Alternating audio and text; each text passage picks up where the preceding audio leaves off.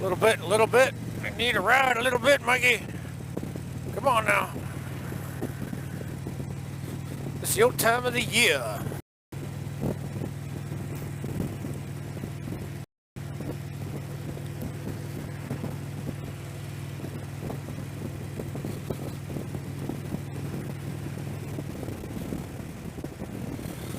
All right, so what's today? December 4th? Yeah.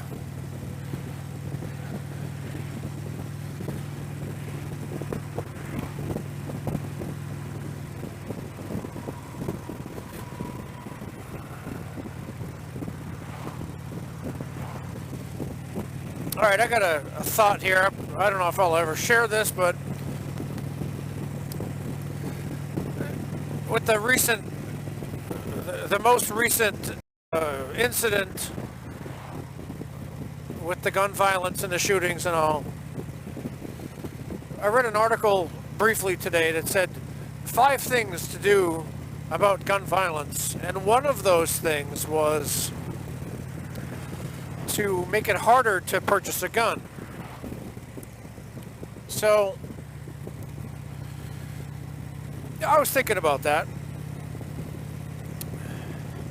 and I'm not sure what the law is on this. I think it is the way I'm about to describe it. If in North Carolina, this is my experience here. In North Carolina, if you want to buy a handgun, you have to go to the sheriff's department and fill out a request to get an application to get a permit to acquire a handgun. Fingerprints, criminal background check. It takes a while. You get a letter in the mail saying, okay, come and get your permits. I think you can get 2 or 3, maybe as many as 5, and they last like a year. And then you can use that permit to purchase a handgun. So that kind of 7-day waiting period is accomplished by going to the sheriff's department, not through the store.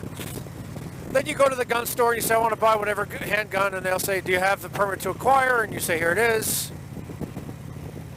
And then you can buy the handgun. If you have a concealed carry permit, which I do, you just show that and you can acquire the handgun like that. You're going to take an 8-hour class in order to be eligible to get the handgun, the concealed carry permit. And it talks about, it gives you a lot of legalese, you know. When are you justified in using deadly force? That kind of thing. And of course, how to handle a gun safely, da-da-da. If you want to get a rifle in North Carolina, you don't need a permit of any kind. You just go down to the store, say, I want to get that rifle right there. They have you fill out a questionnaire. Once they're done with the paperwork, it takes about a half an hour, then off you go. And they ask you dumb questions like, are you a convicted felon? Are you currently hiding from the law? I mean, the idiot questions, you know.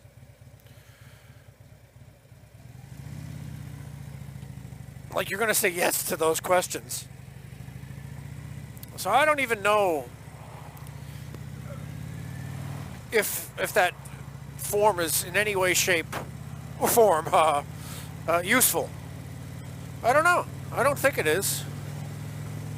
I mean, you buy the gun, and if you fill out, if you answer yes to those restricting questions like, are you on the run from the law? They probably won't sell you the gun if you're dumb enough to put yes. So you just lie. So let's say you lie. They send the paperwork in. Well, you've got a gun now. The paperwork takes a while to be looked at, I imagine. This doesn't make any sense. I don't know. So anyway, you can get a rifle pretty easy. But then if you go to a gun show, there's even less restriction on that. And then, of course, private gun sales, to my knowledge, don't require any paperwork at all. I think. I could be wrong. I'm probably wrong. But I think that's right.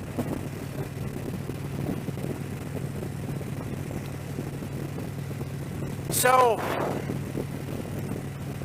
what do you guys think of that? Should you be required to have a permit to acquire or a concealed carry permit when conducting private transactions between friends or at a gun show? I don't know how that would be accomplished. It'd be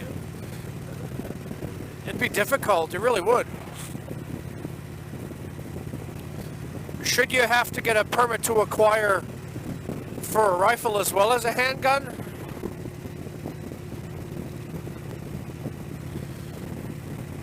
My view on it is, obviously we don't want criminals to have guns. If you're not a criminal and you buy a gun and you commit a criminal act, well, there's nothing anybody can do about that. But if you are a convicted felon, you shouldn't be allowed to buy a gun. That's, I think, a reasonable opinion.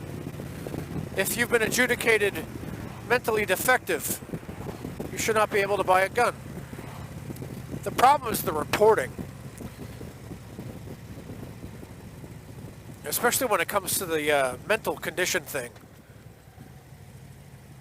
I don't think the reporting is even anywhere near what it needs to be. Of course, you know, that leads people, if you know that they're going to report you,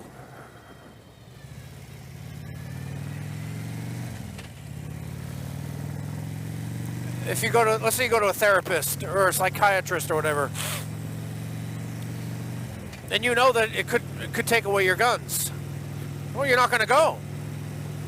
Because you don't want them to take away your guns.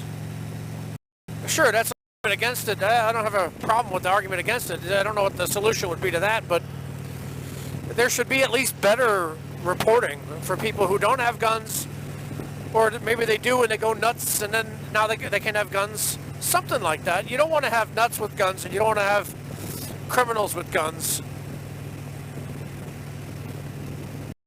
But the problem is how to do it. I don't know.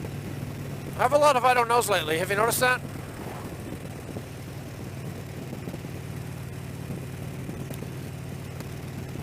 I do believe that the right to bear arms should not be infringed. And I do understand how the language is vague enough to, you know, to be argued this way and that way. It's actually not vague. So you can't really argue this way or that way. It's not vague at all. Shall not be infringed means shall not be infringed. But obviously, the right to bear arms has been infringed because you have to have a concealed carry permit. You got to apply this, that, and the other. So how the courts justify that, I don't know. I don't know what cases came in front of the courts. I don't know what the decisions were called. I don't know the case names. But obviously, it's been a tested legal question. And requiring permits and licenses is legal, even though it goes right against what the Constitution says.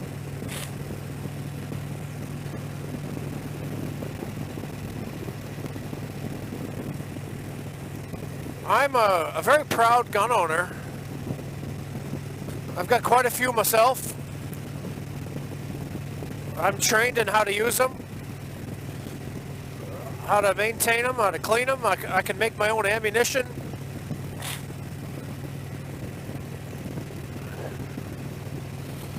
I'm trained in the safety of them. My father was a United States Marine, so I grew up around it. I started shooting at the age of 4.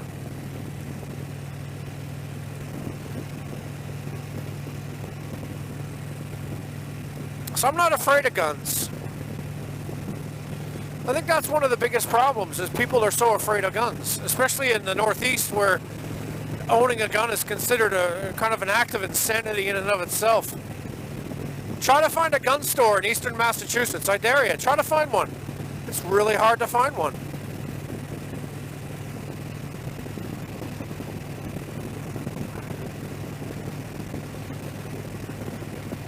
I don't really understand how you can reduce gun violence through making more gun laws. I just don't understand how that's possible. The people who are committing these mass shootings are generally lunatics or terrorists.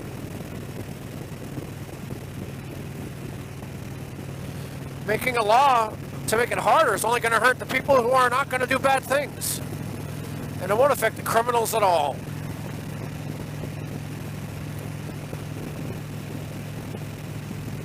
So you got me on that one. I don't know. Again. Some guy said on the news the other day, we should do like they did in Australia, just confiscate all guns. Or like in England, confiscate all guns. Yeah, right. Yeah, right. Like that would work. You want to talk about a civil war? Whew.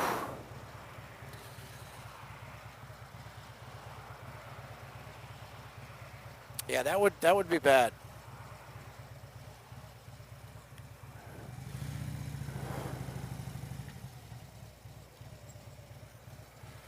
Hey, look at that. The road is clear.